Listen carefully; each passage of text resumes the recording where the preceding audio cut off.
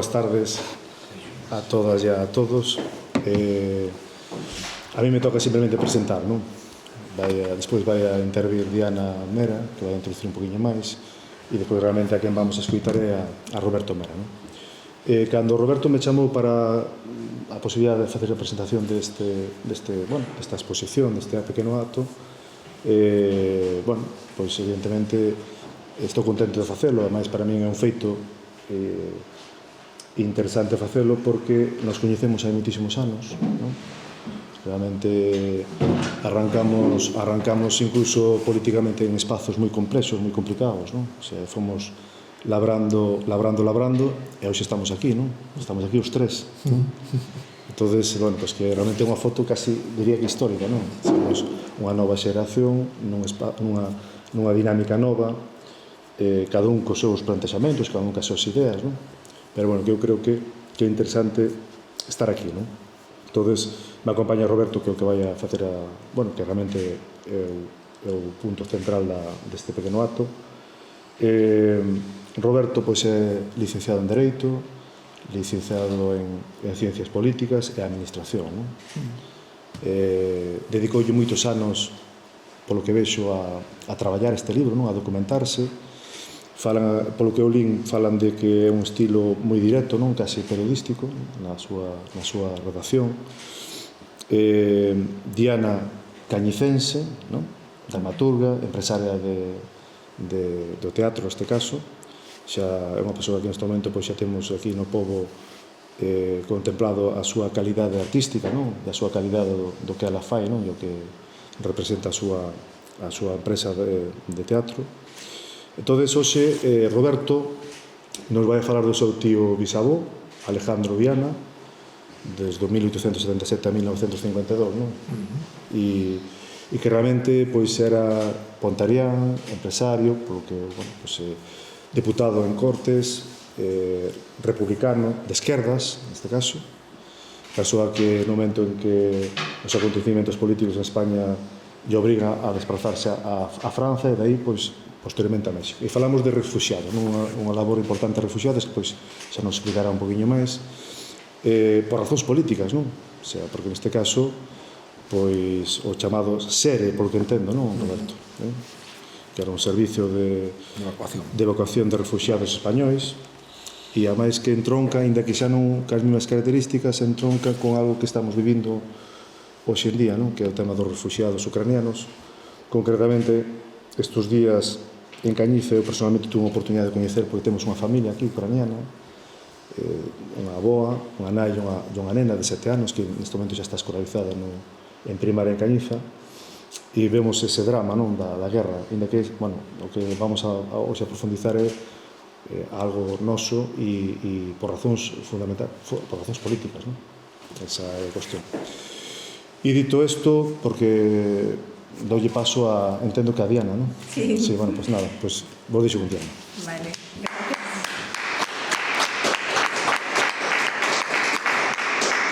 Pois, para min é un placer estar aquí, que Roberto pensara en mí.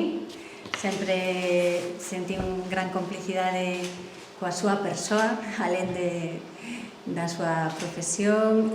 Creo que de alguna maneira ese enlace mera e despois tamén vou falar un poquinho dos nomes por facer unha exposición con partes así como máis convencionais, pero outras máis propias de unha teatreira, ante todo, non?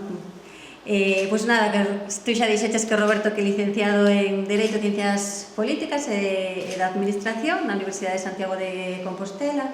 Sabedes todos, porque, a ver, unha presentación que non sei se igual está un pouco de máis, porque é veciño de Pontareas e xa o coñecedes, pero, vamos a recordar que ele inicia a súa trayectoria social e política como cofundador do grupo ecoloxista Adenco. Se me equivoco en algo, corrixes, vale, porque ainda que teño aquí unha chuleta. E logo, xa o ano seguinte xa participa no Bloque Nacionalista Galego na candidatura, e será no 95 onde consiguen 3 concelleiros. Eu lembro perfectamente ese acontecemento porque foi así un subidón para as persoas de esquerdas, non?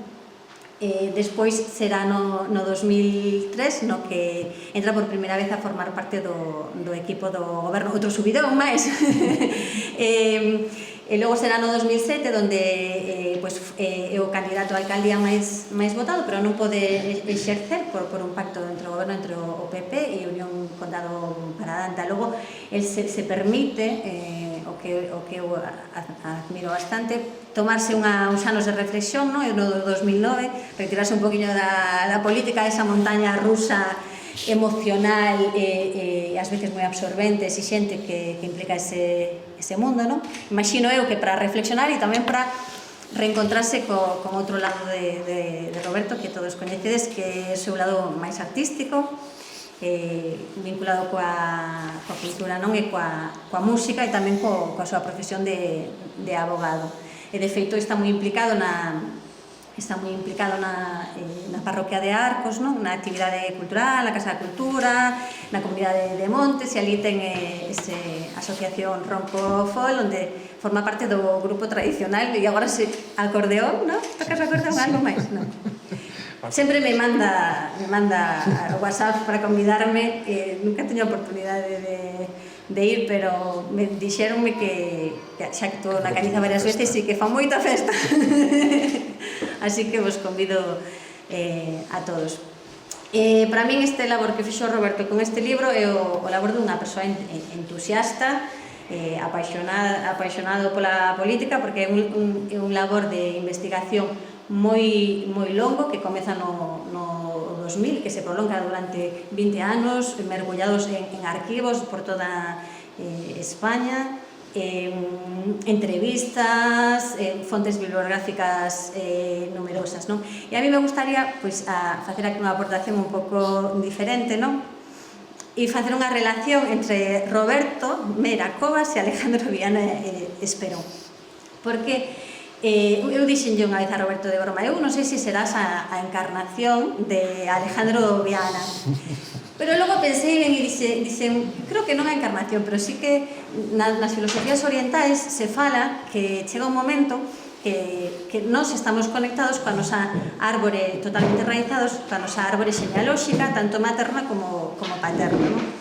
E chega un momento que se hai algo que quedou silenciado, que quedou soterrado, que merece ser visibilizado, vai haber alguén que lle chaman o factor de consciencia, que necesariamente vai sentir o impulso e un pouco levado polo destino, vai chegar a recoller todas esas pistas e xuntar ese quebracabezas para homenaxear esa figura que, digamos, que ese sistema necesita completar para ser forte como unha árbore. E lo xeva, non? E coa sabiduría que teñen as árbores. Entón, pregúntome, que relación hai entre Roberto e Alejandro? Pois mira, Roberto significa aquel de fama brillante, non calquera persoa. Despois Mera significa puro, simple. Cobas fala das cavidades naturais na terra. Moitas das filosofías celtas falan da necesidade de, en algún momento da túa vida, mergullarte na cova para confrontarte cos teus medos, coas túas miserias humanas, e poder iluminalas desde dentro, desde a escuridade, es dicir, de dentro para fora, sempre, non? Entón, de alguma maneira, eu creo que el entrou na cova durante 20 anos para poder facer esta maravilla. E digo esta maravilla porque quería comentar aquí, e se me paso de tempo, que teño sobre 10 minutos, me avisades, eu cando era moza sentín a necesidade moi grande de preguntarme pola guerra civil, e ocorreuseme empezar a bater nas portas polas aldeas, pola aldea materna, e tamén por algunhas portas das aldeas da Cañiza, e sorprendeume que a xente non sabía nada, porque eu quería saber da guerra civil máis aló dos 4 tópicos que coñecía: o golpe de Estado, dos bandos, exilio, fusilamentos, paseos, así eran como imaxes moi destas, pero me faltaba ese vínculo persoal, que neste libro sí que teño, porque a través da vida dunha persoa empatizo. Entón, como ninguén me dixo nada, compreime 2 tochos da Guerra Civil que non conseguí ler, porque eran datos e datos e datos e datos e datos, e sentín que era un traballo para especialistas. E para min este libro consigue chegar a todo o mundo, a facer un labor didáctico enorme, que aparte ele está agora reforzando coas presentacións, con esta xira nacional que se está facendo, está reforzando, porque tú podes acceder á vida de Alejandro Viana e vincularte coa súa voz máis íntima e interior a través do libro que está estruturado en cartas. É como se tiveras acceso, poderas mirar pola mirilla dunha porta e entrar no seu pensamento, no seu sentir. E aí descubres realmente que non hai trampa nin cartón, que era unha personaxe digna de admirar e para mí fascinante.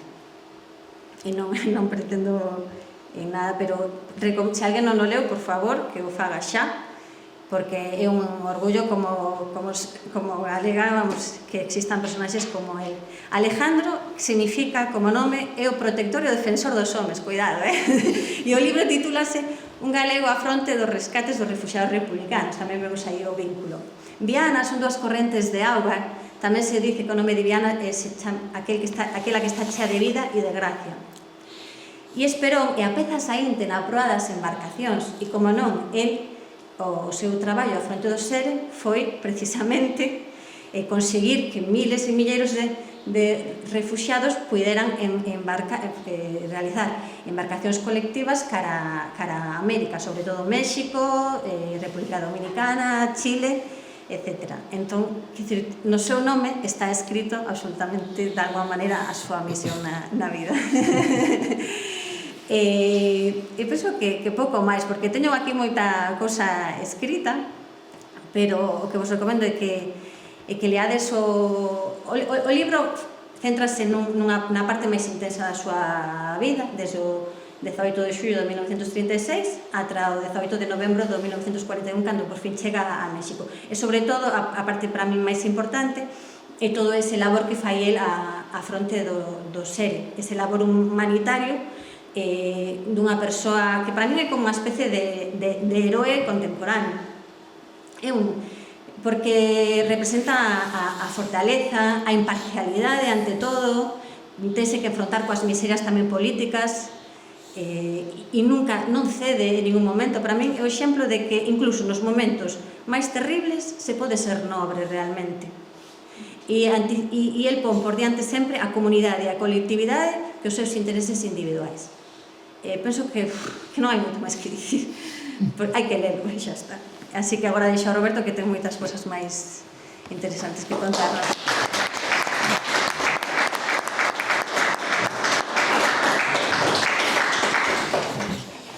Bueno, boas tardes a todos e a todas.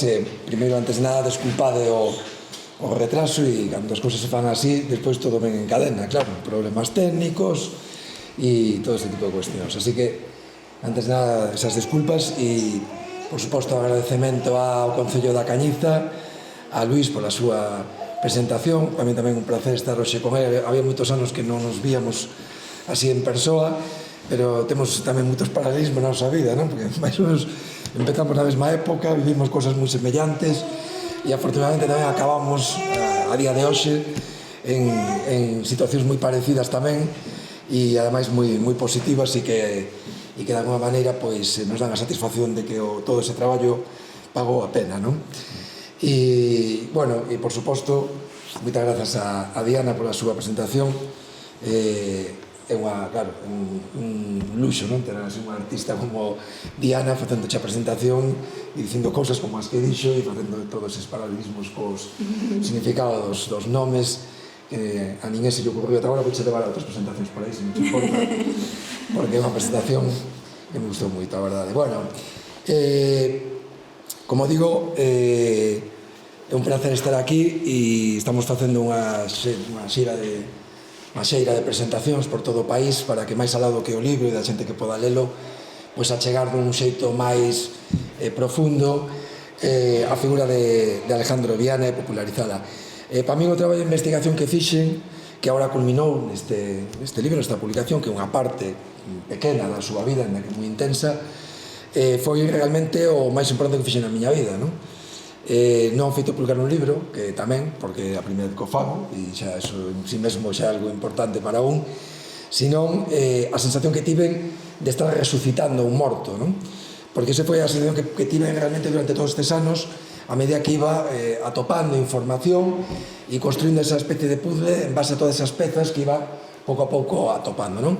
A sensación de sacar de resucitar a un morto no sentido máis profundo da palabra, unha persoa que estaba totalmente esquecida, totalmente descoñecida, por suposto a nivel social, tamén incluso no ámbito familiar, máis alá de cuestións familiares, efectivas, pois prácticamente todo o que é a súa traxectoria social, política, empresarial era prácticamente descoñecida. E se foi posible rescatalo e recuperalo foi basicamente grazas a unha persoa que é o meu avó. Vou tomar a licencia de poñer aquí unha foto do meu avó Ponciano Mera Viana, que era o sobrinho de Alejandro Viana, que ele é a persoa que da maneira nos conecta ese pasado que se recolle neste libro co presente, non? De feito, poño unha foto que nos traslada ese pasado, unha foto do meu avó no frente de Teruel, no exército franquista, no ano 38. Eu, cando era pequeno, iba a casa do meu avó, recordo dende sempre, que salía moitas veces a colación o famoso tío Alejandro, non? Falaba do seu tío, o tío Alejandro, e se comentaba que fora deputado, e iso era motivo de orgullo na familia, non? Tivemos un tío deputado, e que morrera en México, pero nada máis que iso, non se explicaba máis detalles, non falaba máis que iso. Sabía que fora moi querido na familia, tanto así como o irmán pequeno se chama Alejandro en recordo e en memoria do famoso tío Alejandro, e máis Alejandro na familia, na miña familia, tamén na familia política da súa muller, por ese mesmo motivo, pero había máis información que a esa, non? Bueno, depois de bastantes anos, e a pesar dos prexuizos que eu tiña, en certo modo, porque, claro, meu avó fora a guerra por bando franquista, eso que eu sabía, e eu, ata certa idade non sabía, non era consciente de que un rapaz de 22 anos non escollía bando en Ponteareas cando se produciu o golpe de Estado. E me fixe un pouco a idea que o meu avó debía ser un pouco desa corda, e se estaba tan contento do seu tío, pois sería porque fora diputado, pero, non sei, procurador nas cortes franquistas ou alguna cousa así, e acabara en México pois por razóns de inmigración, non? Era un pouco así a composición que eu tiña na cabeza. Xa depois de moitos anos, no ano 2000, cando xa tiña 30 anos e cando un xa ten unha certa formación política e histórica, e un sabe que México foi o destino da maior parte dos exiliados, pois un día de casualidade pois formulei a ecuación na cabeza e dixe, vale, a ver se o famoso tío Alejandro foi deputado republicano e morreu en México porque se tivo que exiliar. E decidí preguntarlle ao meu avó, e efectivamente me confirmou que fora republicano e que se tiera que exiliar. Entón o meu avó sacou un cartafol que guardaba en un armario con algunhas anotacións mecanografadas del que fixera para a Enciclopedia Gallega, que non se chama nunca a publicar, algunha fotografía do seu tío e un recorte de prensa do Faro de Vigo. Ata ese ano, ata 2000, que lle pregunto, ele nunca sacara nada disso, nunca o seu querido tío nunca lle dera pé a informarnos os seus netos de quen fora ou algún dato máis, non? E que fora republicano. Tiña ali agachadiño e nunca sacara o tema a luz, non? Bueno, nese recorte de prensa do Foro de Vigo aparecía información moi interesante de toda a súa vida antes do 36 en Vigo, onde fora un persoeiro moi relevante da vida social, política, empresarial, pero tamén aparecía unha certa información moi básica sobre o seu labor no exilio en Francia a favor dos refugiados republicanos. Non era moito, pero era suficiente como para decir, bueno, aquí hai que empezar a investigar, grazas, hai que intentar averiguar quen foi este home e todo o que fixo, porque era máis que dabondo o que parecía como para que suscitara ese interese. E a partir de aí, empecé o traballo de investigación, primeiro buscando todas as fontes orais que ainda podía haber nese momento que o tiveran coñecido, os seus sobriños, ele non tivo fillos, únicamente tiña sobriños, os seus sobriños que ainda seguían vivos, como o meu propio avó, entrevistalos a todos eles, algúns exiliados que ainda estaban vivos e que coñeceran a Alejandro Viana. A verdade é que logo, co paso do tempo, me arrepentín de ter chegado un pouco tarde, no 2000, podía ter se me ocurrido a idea moito antes, porque había bastantes exiliados que morreron na década dos 90, que o tiveran, que o coñeceran, e que me podían ter dado información seguramente moi interesante e moi valiosa. Bueno, en todo caso, ese traballo de contacto coas fontes orais, ademais de que xa me aportou certa información, non moita sobre a cuestión política, por as razóns que dicía antes. O meu avó e todos os sobrinhos tiñan 22, 23 anos cando empeza a Guerra Civil, e, por tanto, se acordaban de cousas daquela época, nunca máis volveron a mirar o seu tío diante, e nunca máis volveron a falar con el máis que por correspondencia de cuestións familiares, non? Pero, bueno, esos contactos me permitiron tamén conseguir información documental e gráfica que aínda se guardaban en algunhas das familias, fotografías. Unha das cousas máis importantes que conseguín foi un álbum de fotografías, e dunha maneira máis que tamén dá idea un pouco da estigmatización moitas veces que nas familias dos represaliados, dos exiliados, supuxo, non? O que pasou. Unha sobrinha política del, cando falo con ela, me di que sí que ten fotografías, e lle pregunto se me permite facerlle copias, e me di que non, que me vai mandar o álbum para que me quede con el, porque o álbum está ali nun fallado, e que eso calquer día mellor tiran con el, porque ali non hai, nos descendentes, digamos, non hai ningún interés especial ni nada, e estaba ali. Bueno, me mandou un álbum espectacular con 40 ou 50 fotografías de Alejandro Viana, nos anos 10, 20, 30, fotografías de tipo social, de carácter político, etcétera, etcétera, como estas que vedes aquí, del máis ou menos bastante novo, fotos del en Mondariz Balneario, onde pasaba moitas tempadas. Aquí tedes outra tamén, Mondariz Balneario. Aquí da esquerda está cun personaxe que suna moito dos de vos sonará, Cesario Corval, o doutor Corval, que ten en Vigo unha rúa, que era coñecido como médico dos pobres, que era íntimo amigo de Alejandro Viana. Aquí tedes outra moi pintoresca, non? No río Tea, en Mondariz Balneario.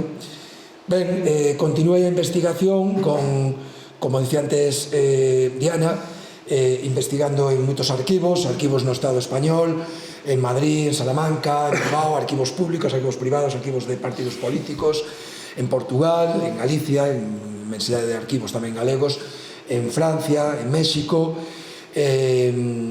Bueno, incluso atopei moita información en fontes bibliográficas, antes tamén o comentaba Diana, fontes bibliográficas como estas que vedes aquí, memorias de exiliados, tanto recoñecidos como outros máis anónimos que ao chegar a América decidían escribir a súa experiencia na Guerra Civil, a súa experiencia vivida no exilio, e onde moitas veces aparecen referencias e informacións relativas a Alejandro Viana, porque moitos desses exiliados trataron con él en Francia, saíron de Francia grazas a él, e por tanto fan moitas referencias neste libro, por exemplo, de Mi exilio, de López Barrantes, que fora presidente do Banco Exterior de España. Se relata con moito detalle o momento de que Viana está en Burdeos despois da chegada dos nazis a Francia, a París en concreto, e como Viana está en Burdeos, que é o que está facendo ali. Incluso explica o que Viana sinte, non? E o que el, o pensamento del, a súa opinión do que está acontecendo, as súas intencións, etcétera, etcétera. Incluso fan algúns dos parágrafos en primeira persoa, poñendo a Viana falando, non? No seu libro de memorias. Bueno, toda esa investigación, toda esa documentación que fui recopilando básicamente durante a primeira década do 2000 en eses arquivos, en hemerotecas, en miles e miles de referencias en prensa sobre Alejandro Viana, sobre todo anteriores ao ano 36, o que fixo foi conformar todo un material de información de miles e miles de documentos de toda índole, documentos oficiais, documentos dos servizos secretos franquistas, bueno, en definitiva, miles de pezas dese puzzle que xa a finais do ano 2010 pues me permitía xa abordar a redacción da súa biografía, non? Iso foi o que fixen, redactar un traballo de investigación propiamente, moi denso, moi extenso. Este libro ten 260 páxinas neste formato. Se o traballo de investigación que teño a día de hoxe feito, actualizado, ou traducíramos ou pasáramos a este formato, estaríamos falando dunhas 1.400, 1.600 páxinas, non? Iso vos pode dar unha idea desde o punto de vista cuantitativo de toda a información e todo o rastro documental que Alejandro Viana deixou ao longo da súa vida, non? Bueno, co traballo rematado tive a satisfacción de poder lerlle o meu avó, que foi seguindo tamén todas as pescudas, non? Pero pude lerlle o traballo completo antes de que el morreu no ano 2013 con 101 anos e moitísima lucidez, afortunadamente, e pudo coñecer toda a súa vida do seu querido tío até o último detalle. Pero bueno, a partir de aí había necesidade de divulgarlo, é dicir, non podía quedar simplemente na familia. Se publicaron uns artigos en algunhas revistas, en Pontareas, algunha revista histórica, en Grial, etc. Pero bueno, cuestións moi breves, moi resumidas, e había necesidade, por tanto, de divulgar e dar a coñecer a figura Alejandro Viana de unha forma máis ampla e máis profunda, non?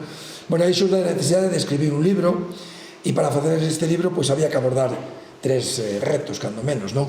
O primeiro era resumir o traballo, claro, eu non quería publicar un libro de 800, 1000 páxinas, ou ni siquiera 500, que ao final pois é un libro que non leras, como a mí, como a Guerra Civil. Efectivamente, como a Guerra Civil de Viana, que ao final cho compran 4 amigos, e, bueno, acaban colocando ali unha estantería que vai ocupar bastante sitio, e se che len as primeras 20 páxinas, pois xa podes dar gracias, non? Lo que se trataba era de que o libro pois fora asequible en canto ás súas dimensións e que, por lo tanto, fora doado de ler e que, por lo tanto, tira a máxima difusión posible, non?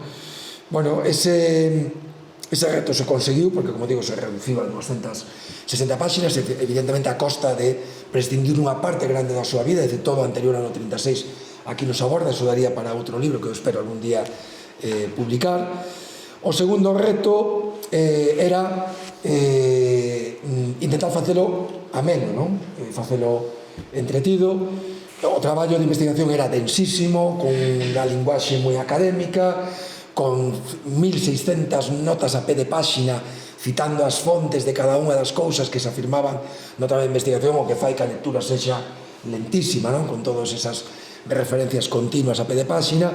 E, por lo tanto, había que buscarlle outro estilo diferente, e, sobre todo, tendo en conta que a historia, nesta parte da súa vida, é unha historia máis épica, non? Unha historia que en si mesmo xa tiña un potencial, non? Para facelo interesante e facelo entretido. Agora, ben, a verdade é que para min era un reto a priori inasequible, non? Eu estou acostumado a redactar demandas judiciais, notas de prensa, pouco máis, pero de estilo literario, vamos, cero, patateiro. Non é algo que en principio se me dé a min ben que eu saiba, e me parecía moi complicado xa non só resumir, que a mí o resumir se me dá mal, e xa recortar era algo que me producía sufrimento, porque estabas de alguma maneira privando a xente de que souberan máis cousas de Alejandro Millán. A mí me parecía todo moi importante e interesante, e que debía todo o mundo saber todos eses detalles da súa vida. E entón xa recortar, e que recortar xa foi un drama para min, pero despois o de convertirlo en algo ameno, pois de como fago isto, non? E a verdade é que din voltas diante do traballo, como rato, ata que un día me din conta de que era moito máis doado do que parecía. E se realmente hoxe en día o libro moita xente considera que é un libro ameno, entretido, que se lee con agilidade, que por momentos parece casi unha novela polo seu contido, foi non por mérito meu, senón por mérito dos materiais que atopei e do uso que fixen deles, non?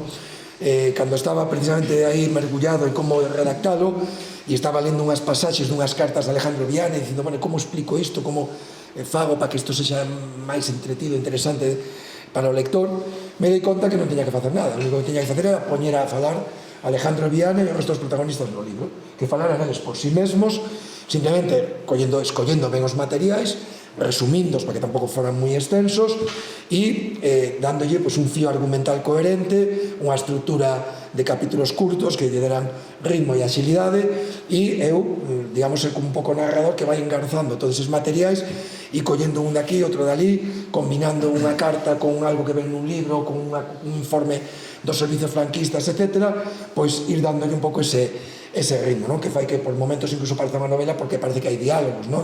Con esa correspondencia, con cuestións que aparecen en biografías ou en memorias, que, bueno, está estruturada de unha forma que efectivamente pode darlle esa sensación agradable, que creo que é o máximo que pode aspirar a quen fai un ensayo ou unha biografía, que sexa algo que non aburra, non? Porque a priori non é doado normalmente. Como digo, a sorte que tiven foron eses materiais cos que contei.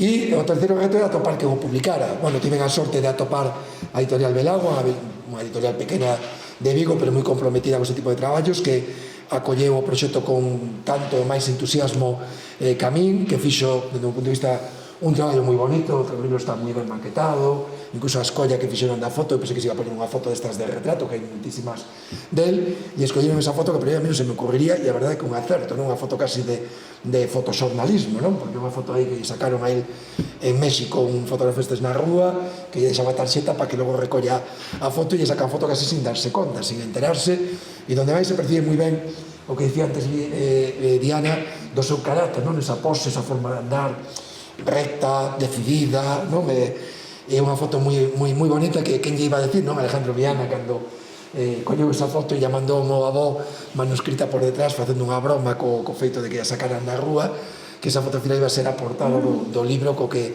iba a sair dese esquecemento, desa ocultación, non? Bueno, dicía antes, por certo, que non tiña dotes artísticas, e o libro é un libro que está todo documentado. Non todo aparece explicado de onde sae, porque senón sería moi lento e lle restaría a xilidade do libro. O único que se cita a pé de páxina son aquelas cuestións que veñen textuais, literais, de documentos ou de correspondencia, pero logo eu fago afirmacións que moitos poden decir, bueno, e de onde saca isto o narrador, non? E o autor do libro. Está todo, como digo, documentado e baseado en fontes. Non hai ninguna licencia artística, ainda que a veces o pode aparecer. Hai unha pasaxe do libro onde se di que Viana sae de Figueres en coche para intentar cruzar os Pirineos e escapar para Francia, e que ese día era un día moi soleado. Non é que me toma a licencia artística de crear un día soleado nesa pasaxe, sino que eso sae nunha fonte oral que está máis en YouTube, e coa que eu tive a oportunidade de falar, unha muller que viviu eso con él e que o acompañou nese coche, e ele di nesa entrevista que era un día soleado, por tanto non se fale máis, eso non podemos poñerlo en dúbida, non? Digo, porque alguén pode ler e dice, bueno, mira que toque lle deu aquí máis bonito, non? De un día soleado, non sei que. Bueno, decía que foi un sufrimento resumir, pero atopamos unha solución, non? E a solución, perdón, que teño aquí, como teño que coller outro PowerPoint, me teño aquí alterado.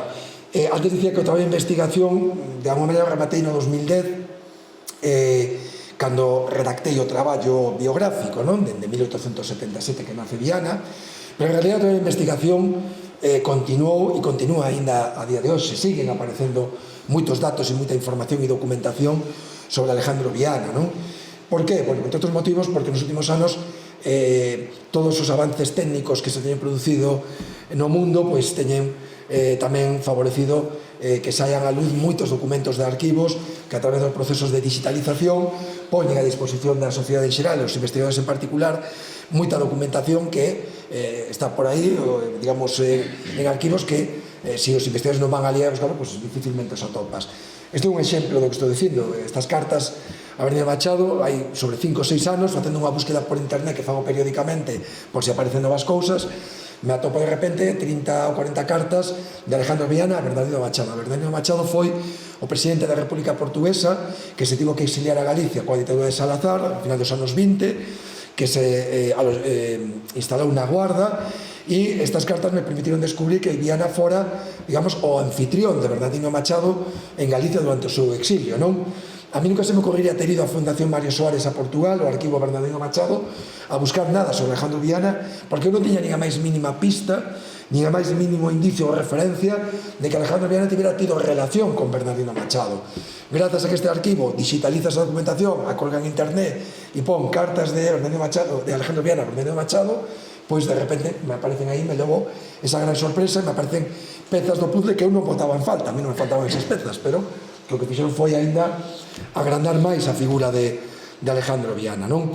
Teses doutorais que se teñen publicado nos últimos tempos en Argentina, donde tamén aparece que nos arquivos das sociedades galegas de Bos Aires hai moitísima correspondencia de Viana dende Francia, co tema dos exiliados, e como digo, ainda estes días atopei novas cousas de Alejandro Viana con cartas con Giral, etc., porque, como digo, van avanzando ese proceso de digitalización en arquivos e fundacións que eu non visitei, ou que, ainda visitando, pois non puden revisar absolutamente toda a documentación que había neles, non? Bueno, decía que o tema de resumir era un problema porque privaba esa sociedade de información, porque incluso podría haber que poña en cuestión de onde saen determinados datos ou afirmacións que eu podo facer no libro, e isto solucionámoslo pois con unha páxina web, non? Modesta, pero moi práctica e útil para ese objetivo, donde están agora pues, todas as fotografías das que dispoñemos sobre Alejandro Viana, que tamén poden permitir que haxa xente que me axude a identificar a personaxes que aparecen con él e que eu non sei quen son desa época, e donde en breve vai estar disponible, ademais de que hai documentos biográficos tamén de interese resumidos de toda a súa vida, vai estar en breve disponible tamén o traballo de investigación completo, que é algo moi importante para os investigadores que, como no meu caso, agradecemos eses libros e tochos porque sí que veñen cousas que nos poden interesar, pero desta maneira eu creo que facemos eso, conciliamos as dúas cousas, chegar a todo o público con algo asequible e que os investigadores non se vexan privados de atopar cousas que poden ser de interese para as súas investigacións, non?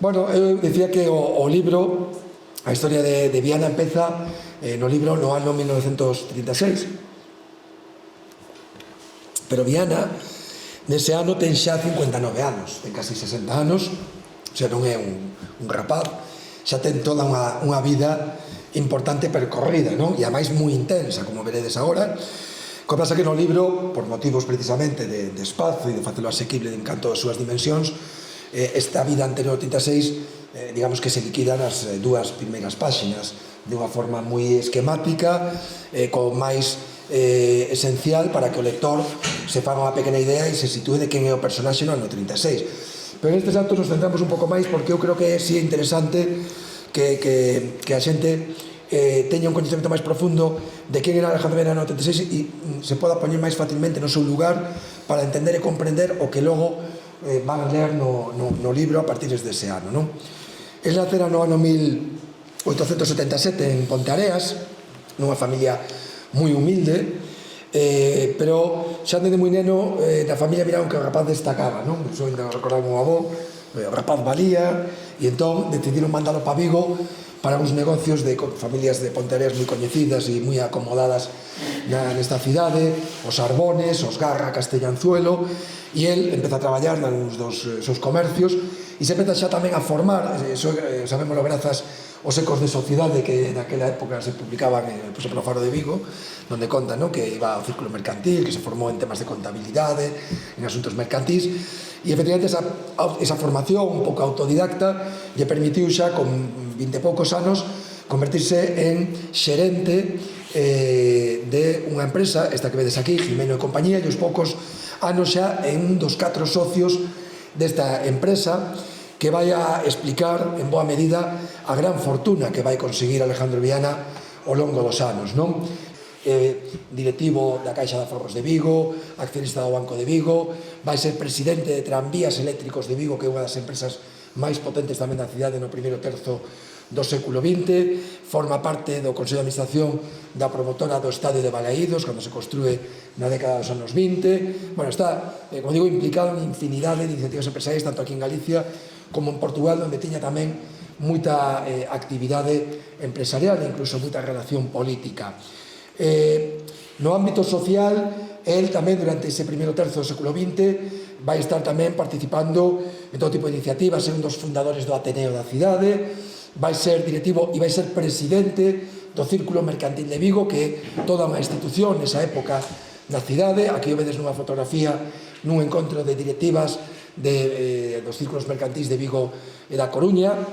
Vai ser tamén un dos cofundadores con Portela Valladares, íntimo amigo tamén de Alejandro Viana, do Pueblo Gallego, da editorial que publica El Pueblo Gallego, que é un dos principais xornais do primeiro terzo do século XX. Ele vai ser o primeiro conselleiro delegado da empresa editorial, ademais, que publica este xornal.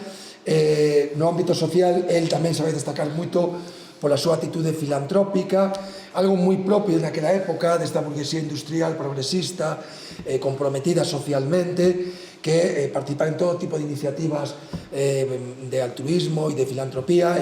De feito, se lle fan varias homenaxes en Vigo, onde se recadan cartos que el decide destinar á creación dunha fundación, a Fundación Viana, logo organizan outra que se chama Fundación Viana Corval, con Cesario Corval, de apoio á infancia, tamén na Casa da Caridade da cidade, un dos directivos. Bueno, por lo tanto, é unha persoa que xa nesa época demostra un gran corazón, unha gran sensibilidade, tanto é así que incluso no ámbito familiar o demostra tamén cando na primeira década do século XX decide acoller na súa casa a 6 sobriños que quedan desamparados.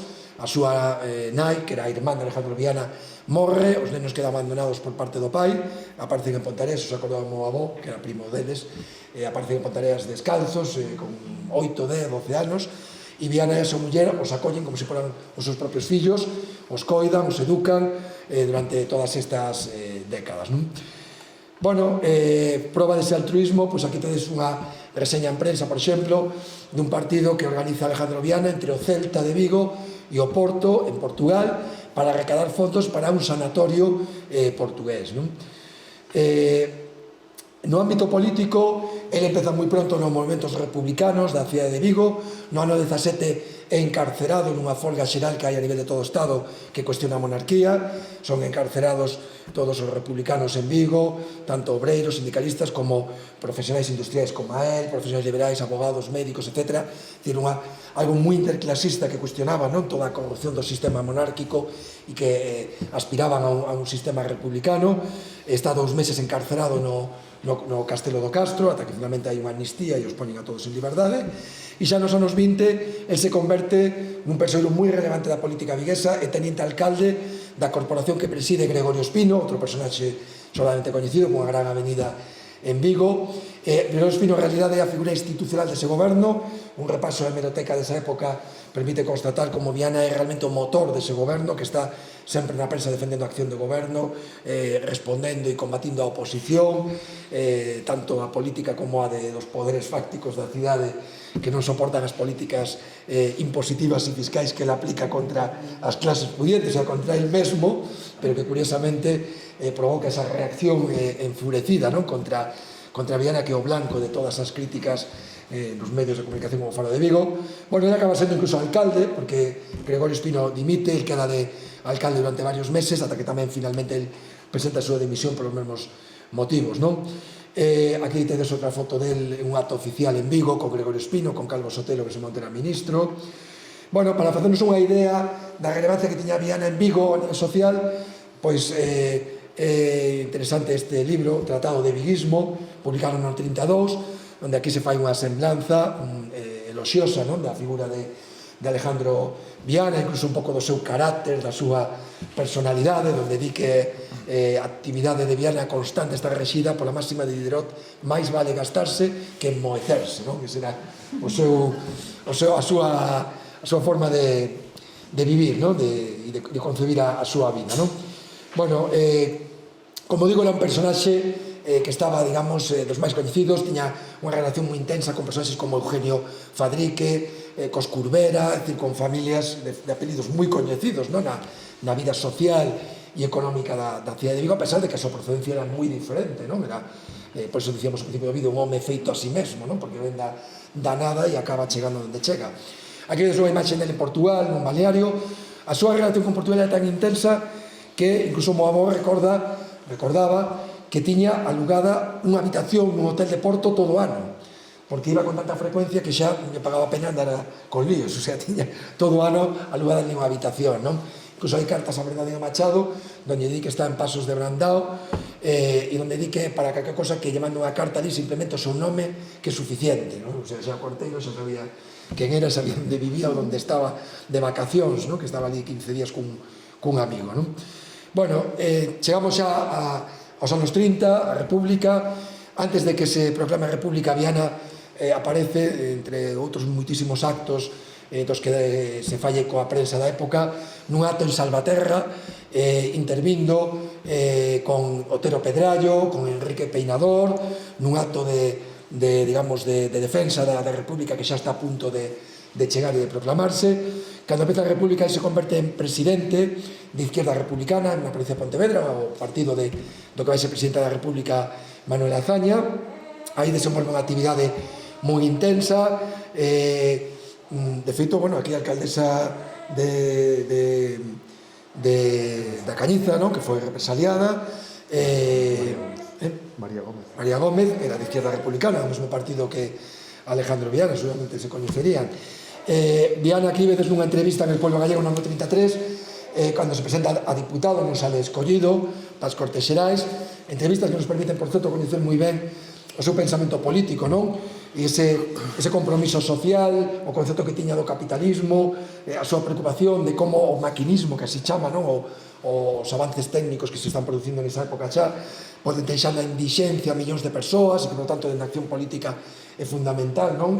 Evitar ese risco e que a economía este ao servizo da xente. Bueno, unhas ideas moi avanzadas realmente para a época e moi sorprendente nunha persoa, digamos, autodidacta que se formou por si mesmo, non? Ben, nesta época, as súas relacións pois abranguen dende persoeiros como que vedes aquí no medio, Amado Garra, que era íntimo amigo del tamén, con que xa se relacionaba casi dende a infancia en Vigo, o líder agrarista solamente coñecido aquí na nosa zona, que ten unha rúa tamén en Ponteareas ademais. Durante esta época ten moita relación cos galeguistas. Izquierda Republicana é un partido que ten, digamos, unha relación casi de irmandade co Partido Galeguista, sobre todo na segunda parte da República, cando xa se está co tema do Estatuto de Galicia. Ele aparece en moitos actos en Vigo, 25 de xullo, celebrando o Día da Patria Galega, e intervindo en actos con Castelao, con Valentín Paz Andrade. Bueno, como vedes, Alejandro Viana era unha persoa que tiña unha relación persoal e directa con personaxes que son sobradamente coñecidos da poboación en xeral, non? Canto máis de persoas que sexan máis estudosas da nosa historia política contemporánea, non?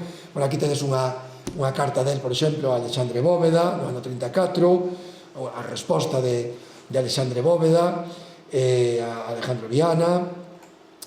Bueno, isto é unha orla dos deputados elixidos no ano 36 pola Fronte Popular.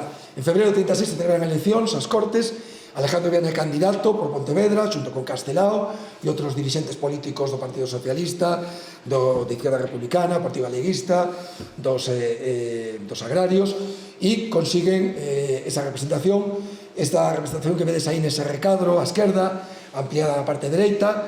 Abaixo nun círculo está Alejandro Viana, arriba no círculo inconfundible tamén Castelao. A esquerda de Castelao está Osorio Tafall, que fora alcalde de Pontevedra, íntimo amigo de Alejandro Viana, a quen Viana apadriñou a un dos seus fillos.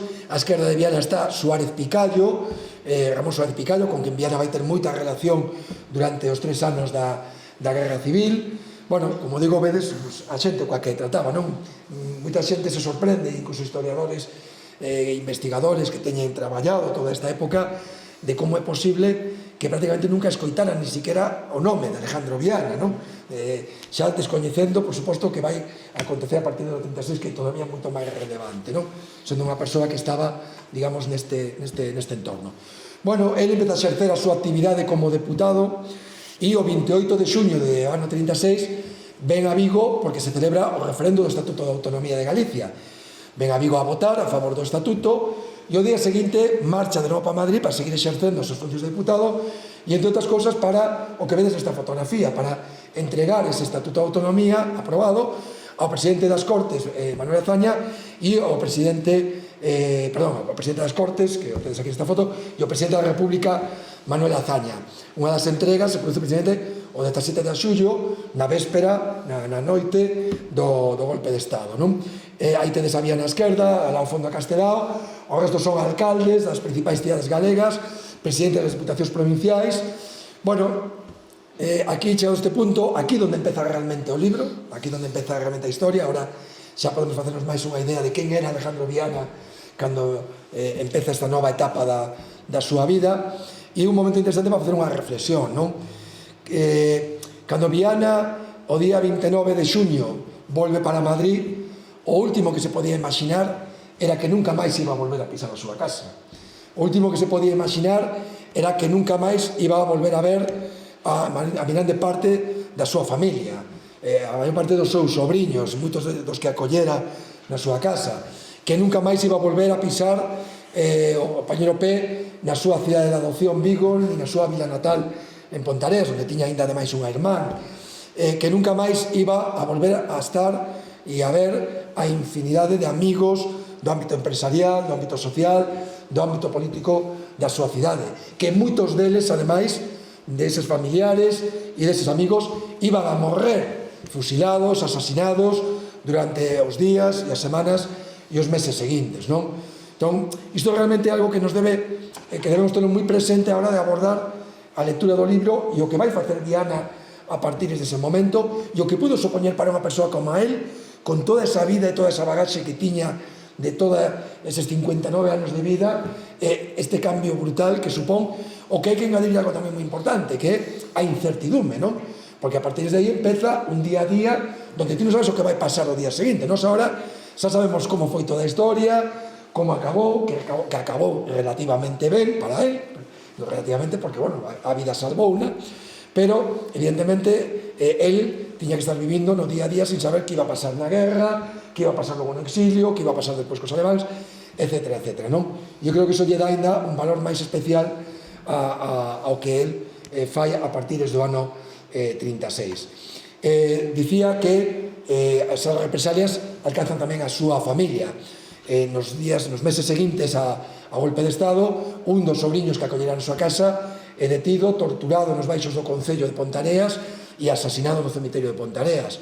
Un irmán deste home, outro sobrinho de Alejandro Viana, que era médico municipal en Tomiño, ainda que vivía en León, se alista no exército republicano e aos poucos meses, en setembro do 36, morre en combate en Toledo como tenente médico do exército republicano e deixa orfos a estes dos nenos que xa non tiñan nai, e Viana queda formalmente como titor deles, ainda que estaban na zona ocupada polos golpistas. Bueno, unha mostra máis do altruismo e desa xenerosidade que logo vai facer gala dela en Francia, como comentaremos de seguido, e ao fío das tutelas que estamos ahora falando, é que no ano 36 Enrique Blaine, o primeiro alcalde republicano de Vigo, é detido depois do golpe de Estado, está enfermo no cárcere en Vigo e acaba morrendo enfermo no cárcere da cidade, e antes de morrer, nas súas últimas vontades, decide designar titor dos seus 6 ou 7 fillos a Eugenio Fadrique e Alejandro Viana. Isto nos pode dar unha idea de cal podía ser o concepto social que podía haber en Vigo dunha persoa como Alejandro Viana para que unha persoa como Enrique Blaine decida, nese momento que non sabe o que vai pasar e tería esperanza de que a guerra acabase ben e se pudiera volver a unha normalidade, decide que os seus fillos queden a cargo de Alejandro Viana.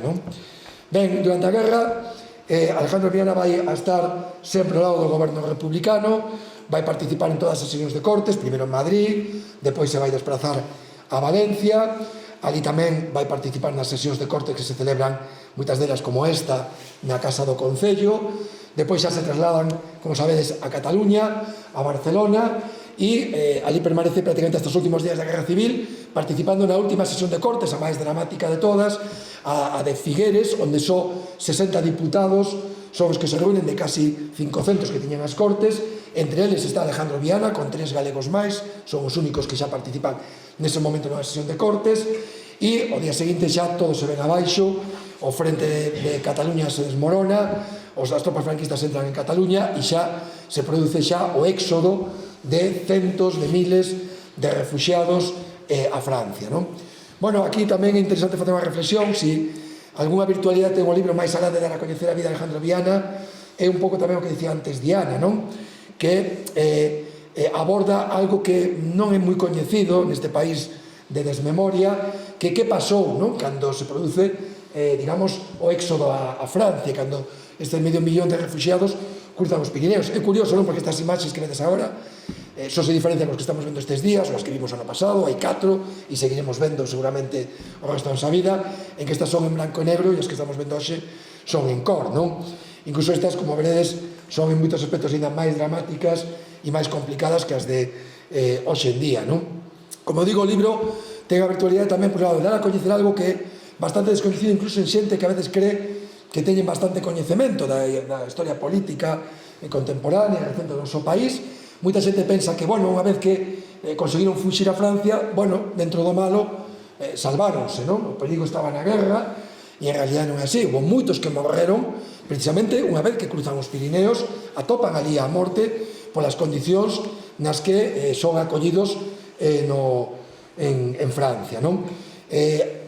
Unha parte grandísima dos refugiados son dispersados por toda a xeografía francesa, as mulleres, os nenos, os anciáns, pérdense entre eles o seu paradoiro, por suposto, non se sabe onde está cada quen. A maior parte dos homes son confinados en praias, que naquele momento se chaman campos de concentración, non de exterminio, pero de concentración, que hoxe en día serían campos de refugiados, pero tampouco uso.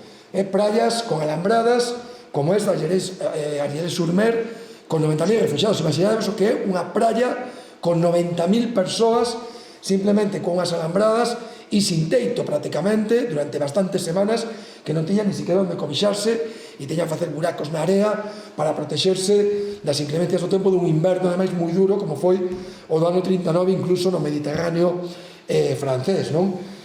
Aquí vedes imaxes de isto que, como digo, é moi descoñecido. Canta xente que hoxe en día está moi sensibilizada co que está pasando ahora mesmo en Ucraína, non ten ni a máis remota idea de que eso mesmo foi o que vivimos nós, os nosos avós, os nosos bisavós, aínda hai 80 anos, aproximadamente. menos 70 anos, non? Bueno, perdón, 80 anos.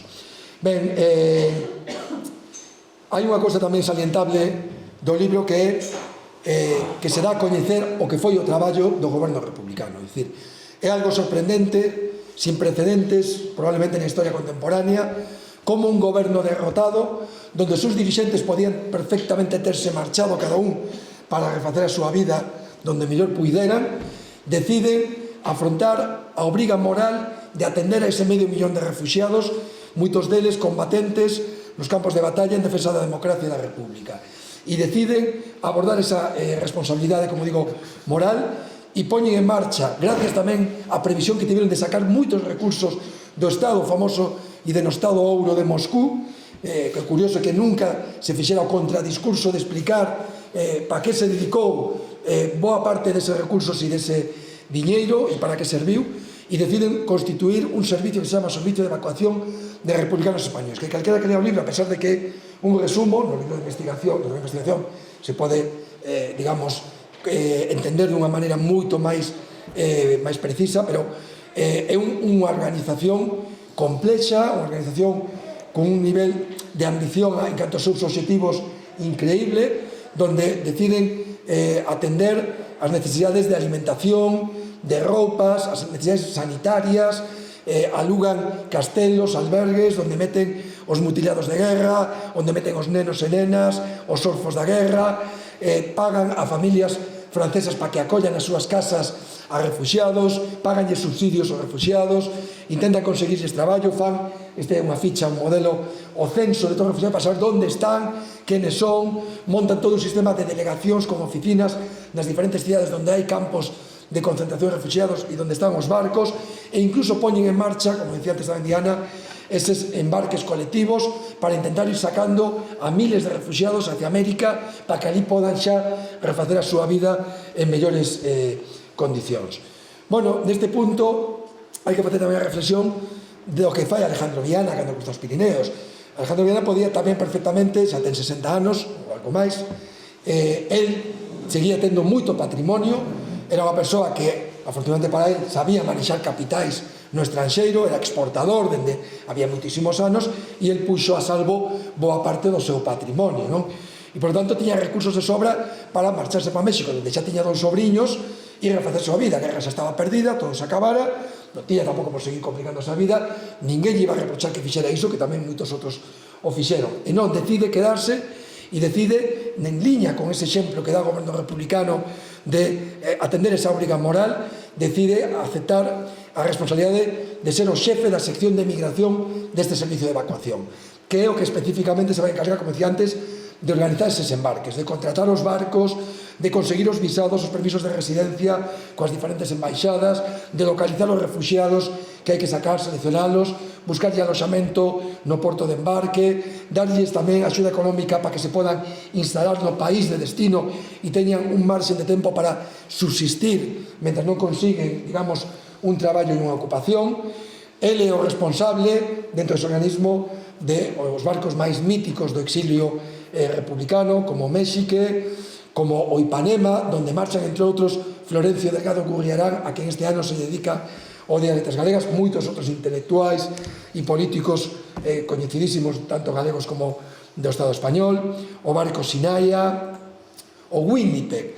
O Winnipeg é un barco que parte tamén, como os demais, de Burdeos, un barco para cuxo flete Viana se atopa en Burdeos, no Porto, acompañado de Pablo Neruda, o poeta chileno que está en Francia como cónsul especial do goberno chileno para esta expedición que vai levar a máis de 2000 refugiados ata Chile, donde van a comezar unha nova vida, non?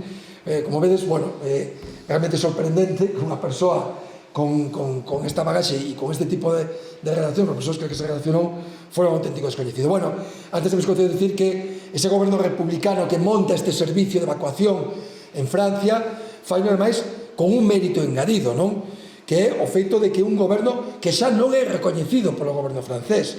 Xa en febreiro 39, antes de que a guerra remate, o goberno francés decide xa recoñecer o goberno franquista, e isto supón que a partir dese mes xa a embaixada de España, os consulados das diferentes cidades francesas están ocupadas por diplomáticos franquistas. Xa Franco se move con toda, digamos, comodidade, con toda a cobertura legal necesaria en Francia, con acordos co goberno francés, polo que ese goberno francés se compromete a devolver ao goberno franquista todo o patrimonio que poda conseguir incautar dos republicanos que sacaron fora do Estado, e nesas dificultades este goberno republicano que ten que actuar casi nunha sorte de clandestinidade, e donde unha persoa como Viana que sabe manexar recursos económicos no estranxeiro vai ser seguramente unha peza clave para poder manexar toda esa inxente cantidad de cartos que non poden ter en contas bancarias, non teñen personalidade xurídica, teñen que facer, digamos, botar man de figuras de enxeñería financiera como un trust en Suiza, como un patrón suizo, toda unha serie de fórmulas rocambolescas para intentar eludir ese risco de que puderan incautarse de todos os recursos e non pudieran ter medios materiais para facer esa labor humanitaria. Como digo, ese mérito é tamén atribuible á actitude do goberno mexicano, que é o que lle vai dar unha certa cobertura diante do goberno francés aos republicanos, que os protexe baixo a súa bandeira, baixo a súa diplomacia, e é o que permite e o que explica por que nos barcos se fan estes recoñecementos a México e o seu presidente, que sería merecente dun monumento en todas as cidades do Estado español, a Cárdenas, a Lázaro Cárdenas. Aquí o vedes con nenos que foron xa acollidos incluso xa durante a propia guerra, que foron sacados de España e trasladados a México para non estar sufrindo a contenda bélica, non?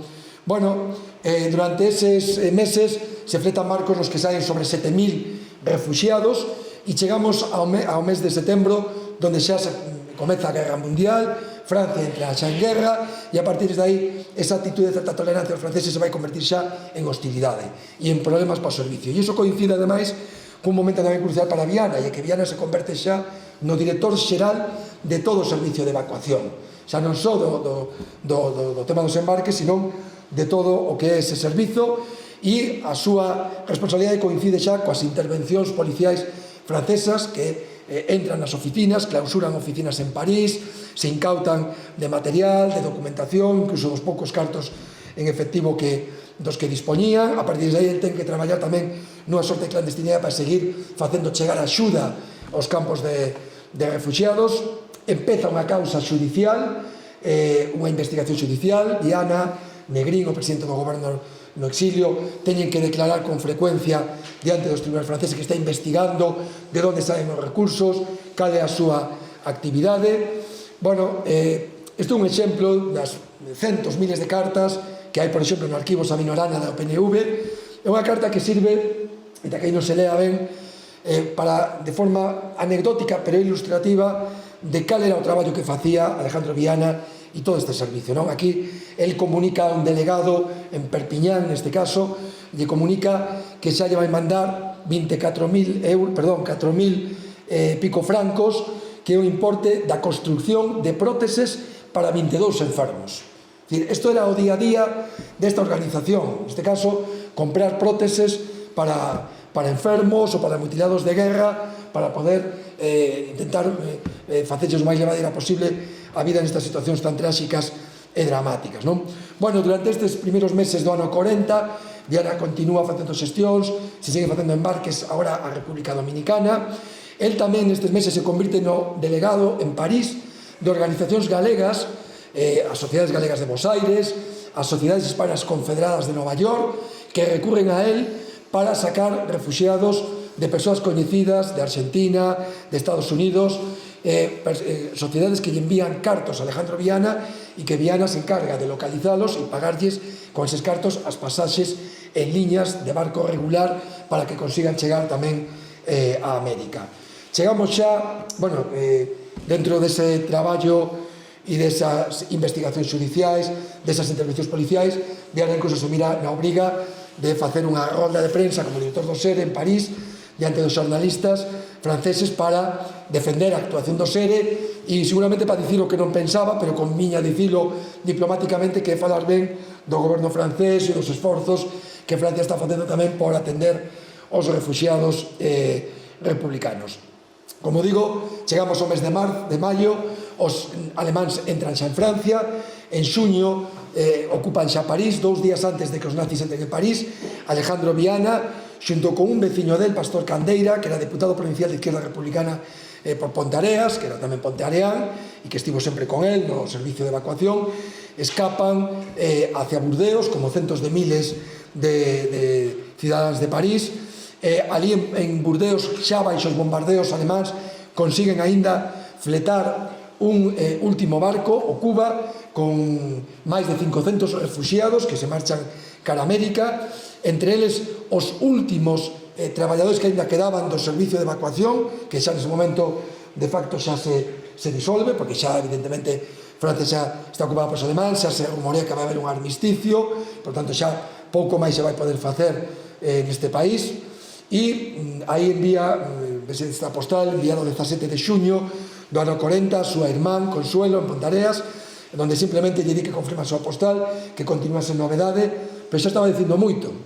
Fixademos aí ese cuño invertido, é o cuño da censura militar, e evidentemente o que estaba era informando os franquistas do seu paradoiro, non? De que estaba en Burdeos. Bueno, ese barco marcha, Alejandro Viana non escapa nesa expedición.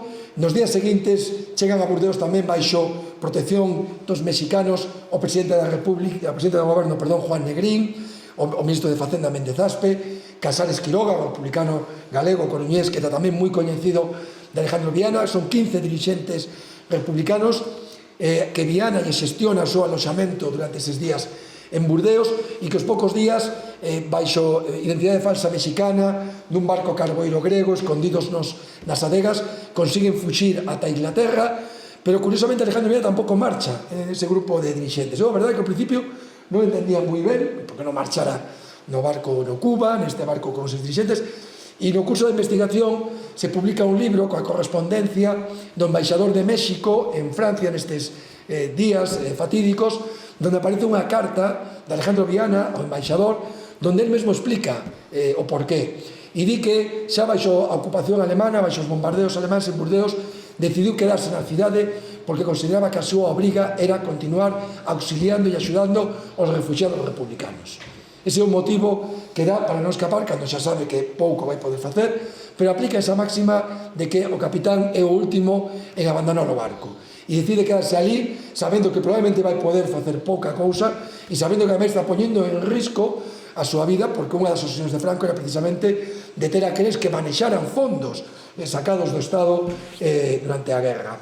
Bueno, ese risco era un risco real, tanto é así que, como sabedes, igual que se produce xa a ocupación definitiva de Francia por os alemáns, empezan xa os secuestros, Franco xa ten as complicidades necesarias, empezan xa os secuestros de dirixentes republicanos, a de Companys, o presidente da Generalitat catalana, que é entregado a Franco e fusilado, a do doutor Fernández Vega, un ponteareán, tamén de Izquierda Republicana, amigo de Alejandro Viana, que o acompaña na guerra, que tamén está en Francia, que é secuestrado pola Gestapo, enviado a España, e poucos anos despois é fusilado tamén polo goberno franquista.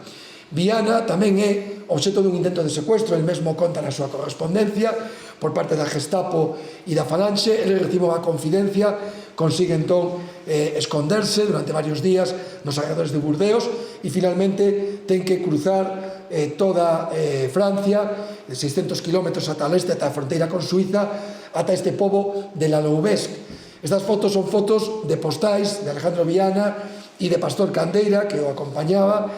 Son postais que tamén conseguí porque a súa filla, que está en Canarias, máis regalou todas, máis enviou todas, que son tamén unha xoia. Moitas son de tipo familiar, a súa filla, a súa muller, onde contaban pouca cosa, porque, como dicíamos antes, estaba censurada esa correspondencia, pero que tamén nos permiten coñecer visualmente, físicamente, os lugares, non? Onde se desenvolve toda esta situación. Aí se refuxian, contactan coa embaixada mexicana a espera de ter a oportunidade de conseguir un barco para poder escapar. Bueno, en novembro do 40 teñen esa posibilidade, se desplazan a Sanary-sur-Mer, preto de Marsella, porque vai sair un barco nesas datas con rumbo a América, pero finalmente se suspende a expedición precisamente pola intervención dos servizos franquistas, da Gestapo, que impiden que se poda poñer en marcha ese embarque. Hai detencións de republicanos durante eses meses por parte dos franceses colaboracionistas dos nazis. Afortunadamente Viana non é un dos detidos, e finalmente en xaneiro do 41 por fin consiguen subir a este barco, o Alsina, un barco donde van centos de xudeos, checos, austríacos, persoas de moitas nacionalidades europeas que están fuxindo dos nazis e donde lle fan oco a 200 republicanos españois, entre eles Alejandro Viana, que consigue sorprendentemente, sin saber por qué, ainda que eu teño aí a miña teoría que explico, consigue eludir os controis da Gestapo e dos franquistas na propia escaleira de embarque, donde teñen que estar durante horas esperando, sendo interrogados, etc., donde algúns deles teñen que desembarcar e son detidos, e Alejandro Viana consigue eludir ese cerco e finalmente embarcan. Unha viaxe que en 15-20 días os tiña que levar a Bos Aires e que se acaba convertindo, como se dunha maldición se tratara, nunha nova odisea que os vai levar prácticamente durante un ano por África, vivindo todo tipo de penalidades. Os poucos días de zarpar e depois de pasar non sin medo pola costa española e polo estreito de Gibraltar, con medo a ser apresados por barcos do exército franquista, chegan a Dakar, onde fan escala, na capital de Senegal, no mesmo mes de xaneiro, e se atopan co problema de que non poden cruzar o Atlántico. Non teñen o permiso dos ingleses, iso implica o risco de que o barco pode ser afundido, como xa pasou con outros barcos de pasaxeiros, e, por tanto, o barco queda varado ali na bahía de Dakar, e ali se quedan vivindo todos estes centos de pasaxeiros durante 5 meses en condicións moi complicadas e condicións moi penosas. E, sorprendentemente, Viana vai ter de novo a oportunidade de exercer o seu traballo de axuda e de apoio aos refugiados. Recibe, non sabemos como, 100.000 francos do goberno republicano que envía Portela Valladares e Juan Negrín a Senegal e que reparte entre todos os pasaxeiros para que podan seguir subsistindo durante eses meses no barco neste país africano. Despois de moitas xestións para intentar os permisos para poder chegar a América, se miran forzados a regresar, neste caso a Marrocos, a Casablanca, con risco de ser repatriados a España. Marrocos é un protectorado francés e, por tanto, hai ese serio risco. Aí está, os consulados están ocupados tamén polos franquistas. Cando chegan a Dakar son internados nun campo de concentración durante bastantes días, en condicións tamén moi duras, ata que finalmente, coa intermediación do cónsul de Argentina en Casablanca, son liberados e él se instala nun hotel en Casablanca, de onde vai facer moitísimas xestións para intentar conseguir un novo embarque. Isto é unha carta, un exemplo das múltiples xestións que fai co Consulado de México en Marsella, con diferentes organismos de apoio aos xudeos en Lisboa, que fletaban barcos desde Lisboa para sacar a refugiados xudeos rumbo a América. Aquí son xestións que fai co embaixador, o ex-embaixador da República en Londres, explicando todos estos que está facendo, como está intentando desplazarse a Lisboa para conseguir embarques para todos os refugiados. Bueno, depois de múltiples xestións consiguen, por fin, en outubro do 41, saliron en xaneiro de Marsella, en outubro consiguen, por fin, a finais do 30 de outubro, embarcar neste buque, o Cuanza, un barco portugués, que por fin os vai levar xa a México. 18 de novembro do 41 chega a Veracruz e entra xa como asilado político no país centroamericano. 6 anos despois chegará a súa muller, 11 anos separado da súa muller, dende aquel 28 de xuño do ano 36, ata que se reencontra con ela no ano 47. El en México vai refacer a súa vida, dando de novo boa proba da súa capacidade como emprendedor. Compra unha farmacia de uns emigrantes ponteareáns, a converte en un próspero negocio, ata o punto que é un dos poucos refugiados que non ten necesidade de axudas. Eso se fai constar en diferentes documentos oficiais ali en México. Aquí tedes algunhas imaxes del xa instalado e establecido en México, paseando coa súa dona. Vai ter aínda unha participación moi activa na vida política do exilio durante eses anos, dende o 41 ata o ano 52, eses 11 anos nos que aínda vai vivir en México. Vai participar, por exemplo, nas cortes no exilio que se celebran no ano 45, varias sesións de cortes que se celebran en México, con muitísimos deputados republicanos. E aquí vedes tamén outras fotografías con outros exiliados, abaixo con outro deputado, Pardo Galloso, tamén con motivo das cortes no exilio, onde tamén se vai encontrar con Castelao. Castelao o comenta nunha das súas correspondencias con Portela Valladares, onde menciona Alejandro Viana como un bo amigo, un gran amigo del, e aí vedes xa unha última imaxe del poucos semanas antes, os meses antes de falecer en México en abril do ano 52. O próximo sábado, por certo, se cumplen os 70 anos do seu falecemento, 30 de abril do ano 52. Bueno, como vedes, xa vos dixen, xa como vedes, son moi malo para resumir, xa vos lo dixen ao principio, xa primeiro a efectos de conclusións. Isto, ademais de ser, digamos, un traballo de resurrección, porque efectivamente nada disto, e isto é un resumen, parece que fixen spoiler, pero hai moitas cousas que non contei, que están no libro, non o contei todo. É un acto tamén de xustiza, non? É un acto de xustiza con el e con moitas persoas que salen no libro, moitas serían tamén merecentes do seu libro, con ese goberno da República. É un acto de xustiza nun país que sufre aínda a día de hoxe unha gran anomalía, non? Que foi o paso da ditadura á democracia, que se fixo sin recuperar a memoria de persoas como Alejandro Viana, sin restaurar, digamos, ese recordo e sin facer ese acto de xustiza e de recoñecemento con todas estas persoas que deron a súa vida ou que arriscaron a súa vida primeiro pola defensa dos valores democráticos e republicanos e despois incluso por axudar as persoas que estaban nunha situación tráxica como era a dos refugiados republicanos, non? Unha falta de recoñecemento que aínda existe a día de hoxe, evidentemente teremos que remediala agora. Alejandro Viana non ten ningún tipo de recoñecemento nin en Vigo, nin en Pontareas, vedes que se relacionaba con muitísimas persoas que teñen os seus recoñecementos en todas partes. El é merecente cando menos do mesmo recoñecemento.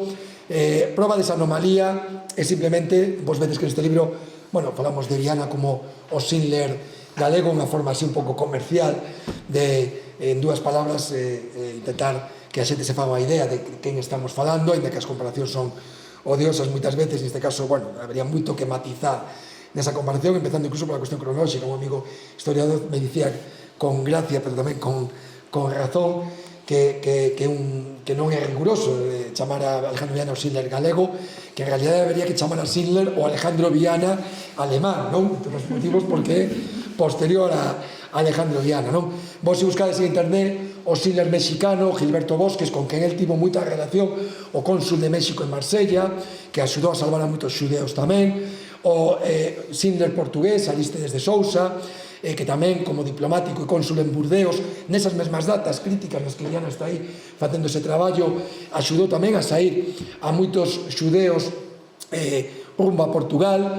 Teñen un recoñecemento nos seus países espectacular, a pesar de que a seus países todo isto lles tocou de forma tangencial, e a pesar de que eles, sin quitarlle ningún mérito, actuaban baixo o paraugas e a protección diplomática dos seus propios estados, non? Que non estaban, digamos, en guerra nese conflito bélico, e por lo tanto, bueno, o risco que corrían non era tanto, en todo caso, de represalias na súa carreira diplomática, como lle pasou a Arístedes de Sousa. Podedes ver libros publicados, documentais en Portugal, en Vilar Formoso, que chaman Fronteira da Paz a esa vila que, digamos, colleu a súa marca como vila de Arístedes de Sousa, onde hai un museo e un memorial en recordo do que fixo este home de salvar os xudeos a través de Portugal, que incluso cuantitativamente non ten nada que ver co que fixeron Alejandro Viana e toda esa estrutura e esa organización dos republicanos. E vivimos nun país donde non hai o máis mínimo recoñecemento e donde incluso hoxe, 50 anos despois casi da morte do ditador, aínda falar da memoria histórica significa polemizar, non? E que haxa xente e grupos que digan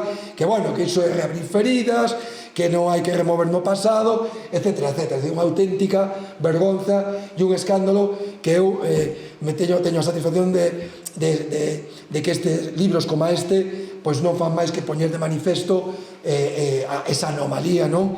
E esa situación realmente vergoñenta, non? A día de hoxe, non? Realmente o libro o que fai tamén é recuperar figuras, valores, pero tamén facernos, digamos, unha representación fiel do que era este país antes do ano 36. Persoeiros como Alejandro Viana e como tantos outros que desmontan ese mito, non? De que aquí nunca hubo unha burguesía comprometida socialmente, comprometida con Galicia, etcétera, etcétera, que sempre isto foi un país tal. Pois en absoluto, sí que había moitas persoas como Alejandro Viana. O que pasou foi que acabaron con elas e que non puderon deixar un legado que chegara ata hoxe en boas condicións. Imaginaos que sería este país se non tivera pasado, que pasou no ano 36, se persoas como Viana e tantos como a él tiveran continuado a súa vida e puderan ter legado aos seus descendentes, a súa sociedade, todos os valores e todo o exemplo que les deron durante todos aqueles anos e toda aquela época. Bueno, como vedes, é realmente, pois iso, un acto de xustiza imprescindible e que eu creo que o libro, pois, se ten algún mérito, se hoxe cando me deron o premio de investigación me chamaron do xurado, bueno, dixe que estaba moi contento, pero, e isto é sincero, non? Ainda que poda sonar así a quedar ben, e estaba moi contento, pero non tanto por mí, ou non só por mí, sino sobre todo, estaba moi contento por Alejandro Viana, porque evidentemente ese premio pois, vai axudar ainda máis a rescatalo, a popularizalo, e a que chegue ainda a moita máis xente, non? Que é realmente o objetivo do libro e de actos como a hoxe, no que vos agradezo pois, a vosa presencia, porque con vosa asistencia pois, de alguma maneira me estades axudando ainda máis a resucitar a Alejandro Viana entre todos e todas nós. Bueno, nada máis e moitas grazas.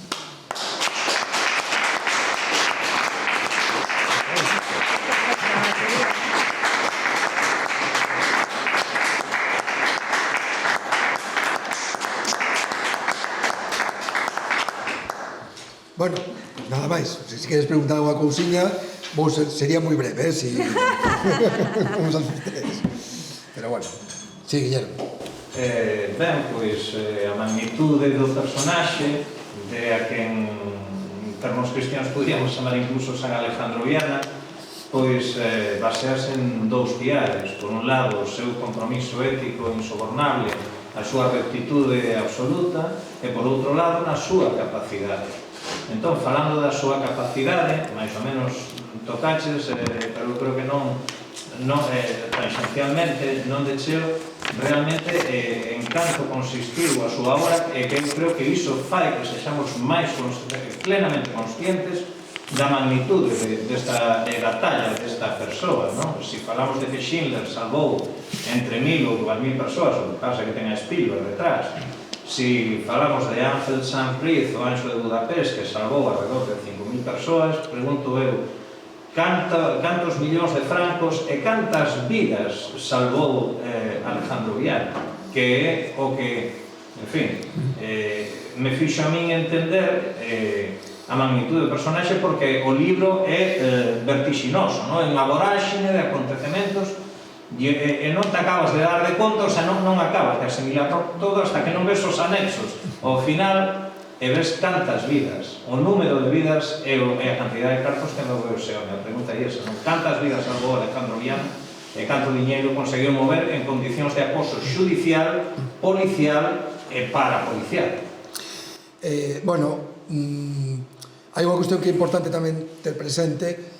Viana non actúa a título individual, é dicir, Schindler é unha actuación que fai el de forma particular, incluso o diplomático portugués tamén actúa pola súa conta de risco. Viana, ainda que está ben personalizado e non hai que ter ningún mérito, convita tamén ter presente sempre que non é falar que Alejandro Viana salvou a tantos, é dicir, aí había unha estrutura, había xente, había toda unha organización de xente cada un que co seu papel, cun papel moi relevante de responsabilidade. Entón, tamén ter iso presente, ademais de que, entendendo o que estás dicindo, a cuestión cuantitativa tamén é relativa, non? Non é tanto si salvou máis este ou aquel, sino tamén as condicións nas que se fai e o risco que se está asumindo, porque o mellor alguén salva 500 e o risco que corre é muitísimo maior que alguén que salva a 40.000, non? E iso tamén o mellor é importante contemplar a hora de valorar a magnitude, non? Digo por complementar o que estás dicindo ti e contestando en concreto o que dis, está cuantificado con bastante rigor, con todas as fontes bibliográficas que hai e coas propias informacións que dá el. En barcos saíron aproximadamente sobre 17.000 refugiados, tanto as expedicións colectivas estas organizadas iban 2.000, 1.500, etc., como sumándolle as que iban en liñas de barcos regulares, donde salían moitos subvencionados polo SERE ou por esas organizacións galegas que pagaban as súas pasaxes, non? En ese curioso, que outra mostra das dificultades que tivo que haber durante de sempre, non? Para investigar, que non hai uns datos oficiais, por dicirlo así. Todo isto se conforma a base de fontes de varias procedencias, onde a veces hai contradicións nos datos, hai que manexarlos con certa prudencia, e hai unha páxina web, por exemplo, dos barcos do exilio, onde ven incluso os pasaxeiros que iban naqueles barcos onde constan as listas de pasaxeiros, non en todos constan, hai incluso formación moi... todo isto, ao final, é resultado do voluntarismo da casualidade, que vayan saindo toda esta información, estes datos, con rigor, pero con esas dificultades, porque non hai un traballo institucionalizado, con dedicación de medios e de tempos suficiente como para poder ter datos que sería o lóxico, ter, vamos, sin marxen de erro, non? Saber exactamente cantos saíron, non? Pero sí, bueno, 607.000, e logo estamos falando de centos de miles que recibiron axuda material. Aí tamén moi difícil saber, porque a moitos conseguiron colocar en empresas de Francia, bueno, e en cantos cartos, tamén hai bastantes datos así contradictorios a veces, pero bueno, máis ou menos o que se encaixa estánse falando aproximadamente de 200 millóns de francos, que era moito diñeiro para esa época. Pensade que nese momento os subsidios que daban a un refuxiado eran en torno a 1.500 francos o mes. Entón, bueno, estamos falando dunhas cantidades inxentes de diñeiro. Pero xa digo, as investigacións que existen por aí, non hai investigacións que digamos, isto é oficial e non hai ninguna dúbida. Manexaban tamén moito diñeiro en México, ali tamén se invertiu moito diñeiro en la República Dominicana, en crear colonias agrícolas, en empresas que se montaron en México, que se montaron moitas empresas farmacéuticas, unha editorial, é dicir, creaban industrias e empresas para colocar a traballar aos refugiados, non? Entón, bueno, manexaron moitísimo diñeiro, sí. Sí. Se non é spoiler, como conseguiu escabullirse de Casablanca sin ser recoñido? Non, en Casablanca, en realidade non é que estiveran de forma clandestina.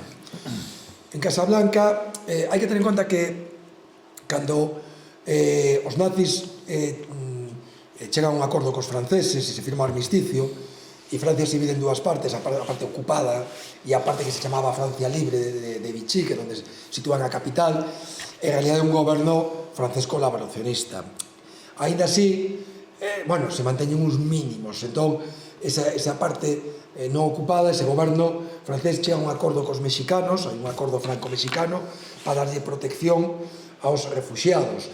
Se limitan as extradicións a delitos de dereito común e que non poden ser extraditados por razóns políticas, pero aínda así hai moitísimas situacións nas que iso corre perigo. De feito, incluso os franquistas chegan a incautarse de documentación do secretario do embaixador francés. Ese nivel de impunidade actuaban na zona de Marsella nese momento, non? En Francia, perdón, en Marrocos tamén pasa algo semellante. É dicir, están ali, digamos, zona francesa de colaboracionistas cos nazis, pero hai unha certa cobertura que lles permiten estar cunha certa seguridade, relativa seguridade, non? De que non van a ser, en principio, extraditados. Pero aí no libro se fala de cuestións que comenta o cónsul franquista en Casablanca, a ver se intentan que non os deixen embarcar, dificultar ese tema, pero bueno, hai uns certos límites, entón aí non é realmente que se intente que se oculte como tal, non? Nesa situación. Eu vos recomendo que vexades, eu ainda mirei outro día, a película Casablanca, porque está ambientada xusto exactamente nas datas e reflexa como era Casablanca cando está ali Alejandro Viana. A película trata sobre os refugiados, fala de como escaparon de París, permite achegarse moi ben ao que era a realidade de Casablanca, e aí mirarías como efectivamente había refugiados, os nazis estaban ali, pero incluso nunha secuencia un militar nazi de alta graduación fala de tú a tú con un perseguido checo que está ali intentando escapar, e falan de tú a tú nun bar, ameazando que mellor aparece cun tiro pola espalda, non? De alguma maneira, tal, pero había uns límites, pero había uns riscos, non? Por decirlo así. O sea, a película está moi ben vela, pero bueno, a ver si algún día podemos ver a película de Alejandro Viana tamén, non? Porque por lo menos pa un guión da de película, eso sin dúbida, non? Pero bueno, por desgracia non temos eso, un Spielberg e unha conciencia, non, que debe a Pero iso. temos moi bo traballo de animación Eso sí. en Galiza, Sí. que aforraría moito traballo, moito diñeiro de producción. Pues sí. Por aí eu creo que sí é posible. Bueno, Xa chegará, xa chegará. Bueno, pois nada máis. Moitas grazas a todos para perdón. Unha pregunta, non? Porque ti dicías que cando abandonaba territorio francés no último no barco que saiu, Sí. que realmente pasou ese filtro. Como logrou pasar? Pois sí, eu a teoría que comento ademais no propio libro, porque non mo explico, porque é tan paradóxico que eludira eses controis. Hai moita documentación de servizos secretos franquistas e dos diplomáticos, entre eles, que de correspondencia cruzada, donde incluso especificamente falan de que hai que deter os que tiveran relación co SERE, e el fora o director xeral. E fala que hai que extraditalos a eles, que xa teñen toda a documentación que se incautaron, que tiñan xulgado do SERE, non? E entón, é dicir, ele era realmente o objetivo número 1, además o intentaran secuestrar en Burdeos, esto hai constancia, non? E digo que é paradóxico que conseguir aludir e logo acaba manexando esos recursos que obsesivamente estaban buscando cando en Dakar manexa os 100.000 francos que lle mandan para repartilos, non? Que así como un pitorreo, non? De, mira, escapé e ademais volvín a manexar diñeiro que estades buscando como tolos, non? É a única explicación que lle atopo. Ele non era un personaxe moi coñecido, menos a nivel de Estado, non era unha persoa que tiñera un afán de moito protagonismo, a pesar que na prensa da época antes do 86 sale moito, pero o meu me decía, non, que era unha persoa así, non lle gustaba, non, estar na primeira liña da exposición pública, non? Por tanto, me imagino que físicamente non sea moi recoñecible e ademais levaba de diputado solo 4 meses, etc. E el, na lista de embarque, aparece non como Alejandro Viana, sino que aparece como Alejandro Esperón. O sea, o apellido Viana non aparece na listaxe do embarque e, por suposto, non aparece nin como deputado, nin como nada, aparece como industrial. Alejandro Esperón, industrial. Eu quero pensar que cando miran e revisan, pois collerían os nomes máis coñecidos, que había algúns que eran moi coñecidos, un que fora presidente das Cortes, Fernández Clérigo, bueno, había algúns moi coñecidos, incluso está Niceto Alcalá Zamora, que el sí que deixan subido, que fora presidente da República, ainda que era de dereitas, non? Pero tamén estaba exiliado. E eu, a única explicación que atopo é esa. Por desgracia, probablemente vai ser difícil que cheguemos a saber as razóns polas que conseguiu eludir ese control, pero que hubo controis está verificado, que hubo xente que tivo que volver a baixar do barco por causa deses controis e foron detidos durante semanas ali en Francia, está tamén comprobado e verificado, que estaban buscando os do SERE, iso está tamén verificadísimo, co cal que o eludiu ao control é evidente. Como fixo, non sei se o fixo escalando por estribor ou como fixo, pero sí que o conseguiu, que ainda pues, lle dá, iso deixámoslo para cando ficcionen algo, porque algo habrá que ficcionar na película, pues inventarán unha forma pola que conseguiu subir, non? E aquí está tamén, ti podes facer un guión, adaptar un guión, non? Facer un guión adaptado para o teatro, bueno, iso xa te hemos falado. A ver si vemos a representación teatral tamén desta historia. Sí. Diana. Sí, sí, desde logo, o personaxe. Antagonistas ten, Porque sí.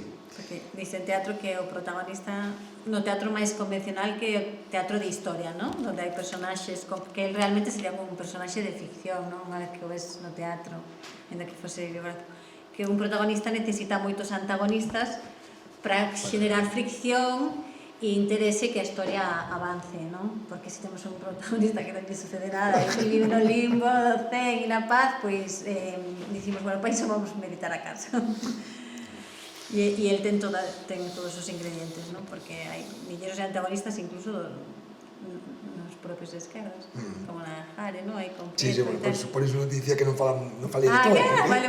No, sí, dicilo, pero sí, aí se miran as miserias tamén da política moitas veces, e como el está por enriba de todo iso, non? A dignidade, os valores de rectitude, a decencia ante todo, e os valores republicanos, que é algo tamén non cabería que profundizar máis na sociedade que vivimos hoxe en día, non? Bueno, pois nada, Muchísimas moitas gracias. grazas a todos e todas. Gracias.